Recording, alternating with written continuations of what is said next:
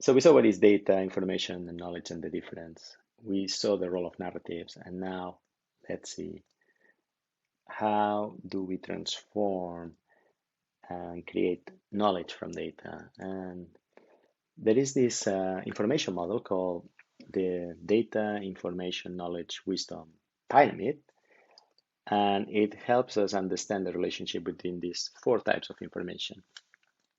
And so the key here to be a successful storyteller and a successful data visualizer is the following.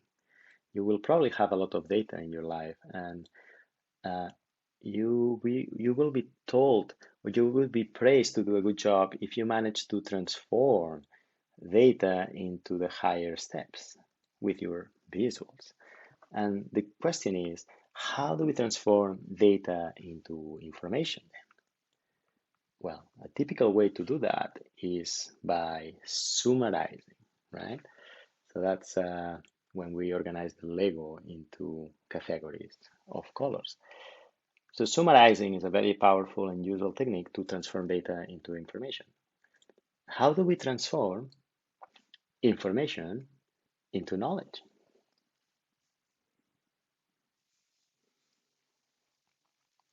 So the key here, and if you look at science and at patents, which is an example of knowledge, of transforming information into knowledge, the usual way to do that is to connect your information, connect and relate your information to existing bodies of knowledge.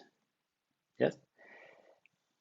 And that means that to be a good storyteller and a good knowledge creator, one needs to know not only the data, but all the knowledge frameworks that exist in the world. And it means to know about economics, sociology, anthropology, psychology, and so on.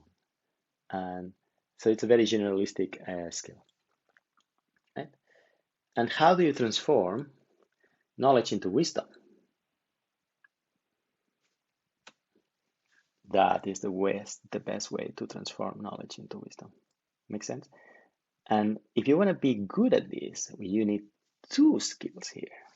One skill is what we call divergent thinking, or in design thinking, we call it exploratory thinking. And it means that the ability to be able to explore all the possibilities, all the possible ways to visualize data with different types of charts, for example, or the ability to explore different frameworks to connect the data to.